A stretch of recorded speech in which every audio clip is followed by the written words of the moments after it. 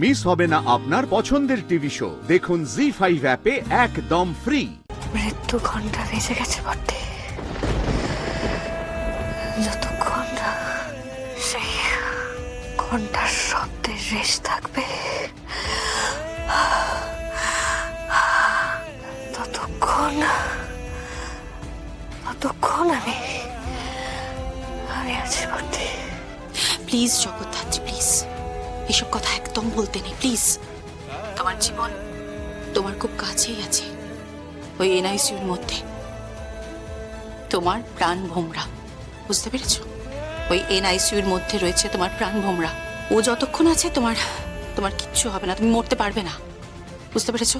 আর সাবধানে থাকো, একদম সাবধানে থাকো। গৃহবধূ হত্যা তো হয়নি, সে তো বেঁচে আছে।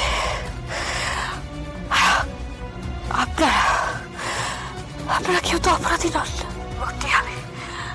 আমি বলি কি, আমি সর্বসমক্ষে আসি। আমি কোর্টে পৌঁছে যাব। হ্যাঁ, আমি কোর্টে পৌঁছে যাব। আমি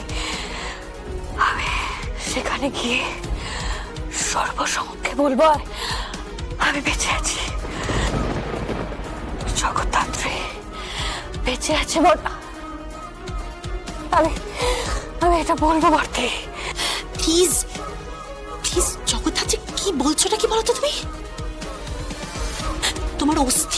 তোমার অস্থি এই বাড়িতে আছে। আইনের কাছে, জনগণের কাছে তুমি মৃত, সকলের কাছে তুমি মৃত।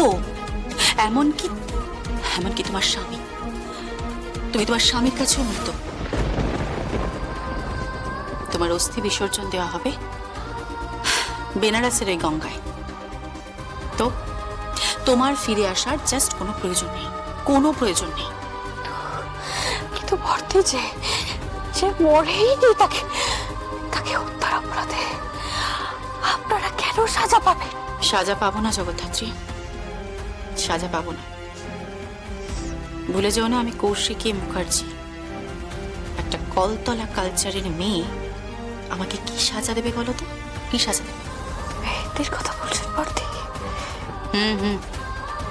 তোমার বোন মেহেন্দির কথা বলছি। যাই হোক, তুমি এসব নিয়ে একদম ভেবো না। তুমি সুস্থ থাকো। হ্যাঁ, তুমি সুস্থ থাকো, সাবধানে থাকো। আর ঈগল পাখির মতন চোখ রাখো, নজর রাখো তোমার ওই কন্যা সন্তানের দিকে, তোমার মেয়ের দিকে। তোমার ওই মেয়ের উপর থেকে চোখ সরিও না জগদ্ধাত্রী, ওকে আগলে রেখো। কখন কে শিকার করে নিয়ে যায় জানি না তো। তোমার দুটো ডানায় না, ওকে আগলে রেখো। হ্যাঁ, যত্নে রেখো, মা যে তুমি। কিন্তু আপনাকে আমি বলে দিচ্ছি, যদি কোন রকম সেন্টেন্স হয়, যদি আপনাদের সাজা হয়, তাহলে আমি সর্বসমক্ষে আসবো। আমি এসে কথা বলবো যে আমি বেঁচে আছি, আমি বেঁচে আছি। আমি কথা বলবো। প্লিজ কৌশিকী। কে? মা, আমি রাখছি, পরে কথা বলছি। হ্যাঁ। জি5 ডাউনলোড করুন আর সব এপিসোড দেখুন একদম ফ্রি।